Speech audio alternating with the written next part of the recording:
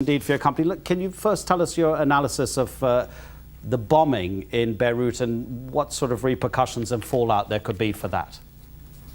Well, I think what we've seen today with regards to the bombing in Beirut is really unprecedented in terms of the Iranians being on the receiving end of it.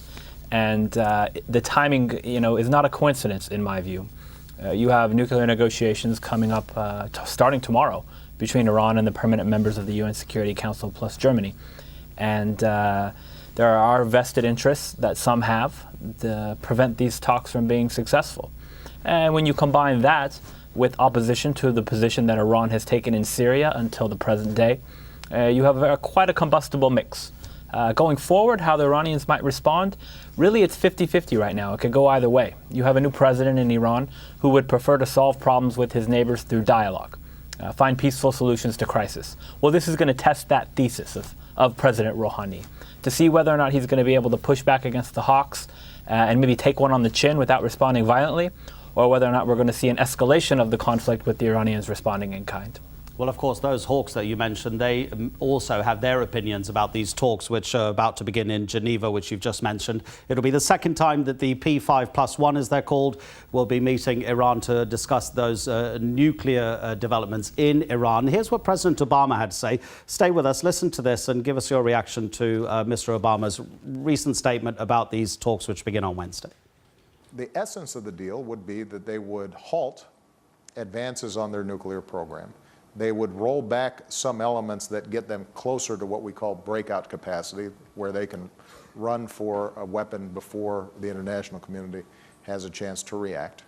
That they would subject themselves to more vigorous inspections even than the ones that are currently there, in some cases daily inspections. In return, what we would do would be to open up the spigot a little bit for a very modest amount of relief. It appears that he wants quite a lot in return for giving very little. Is that right?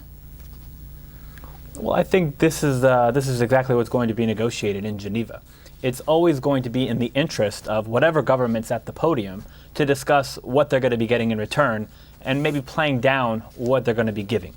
I think it's safe to say that neither side at this negotiating table, be it the P5+1 or Iran, would be willing to give more than they receive in return.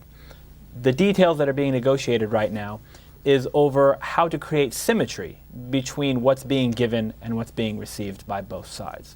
So I think it's safe to say that both sides will walk away with something, if in fact a deal is reached in Geneva, that they'll be able to take back to their respective capitals and say, see, we've made progress. We've bought more time to broaden the diplomatic window, continue the diplomatic process, and then now we can really tackle some of the thornier issues that aren't just related to the nuclear program, be it Syria, Iraq, Afghanistan, or all other host of issues that are long overdue to be discussed. In so many of the analyses that are taking place about these talks, the issue of trust is mentioned all the time. David Cameron, the British Prime Minister, has had unprecedented in the past decade, a direct phone call with Hassan Rouhani. Francois Hollande, the French president, has laid down his basic markers for what he believes the deal should be.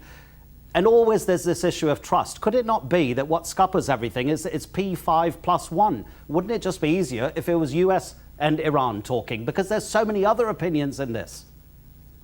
Well, the more cooks you have in the kitchen, the harder it is to find a spoon. And I think that's what we're seeing now. It would be easier if it was just the US and Iran. But the United States led this global push for sanctions, and we had essentially sanctioned ourselves out of influence over the past 30 years when it came to Iran. So we had to bring others in to convince them to sanction Iran. That's why others are at the table now. In order to maintain unity amongst the P5+1, they're all going to have to be on the same page with regards to what the deal looks like. They've made a lot of progress, especially since about a week and a half ago in Geneva when the French threw a curveball at the 11th hour. To get back on the same page, not just amongst themselves, but also with the Iranians, so they can go to Geneva starting tomorrow, dot the I's, cross the T's, and try to get really what's just step one of a deal done. There's still going to have to be a step two and a broadly negotiated endgame, but building trust takes time. So the point that we're at now in these talks, we don't need to trust them. We need to have verifiable mechanisms put in place so that if either side cheats, then we can hold the cheating side responsible. Reza Marashi, thank you very much indeed for your time.